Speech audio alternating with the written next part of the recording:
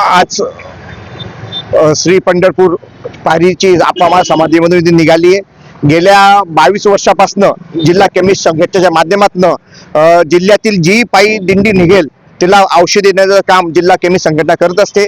आज मंगेश महाराज यांची दिंडीचं प्रस्थान झालं आणि महाराजाच्या प्रेरणेनेच आम्ही ही पायी दिंडींना औषध देण्याची सुरुवात केली आणि ठिकठिकाणी जरी औषधी संपल्या आम्ही त्या ठिकाणी पोहोचवण्याचं काम करतो।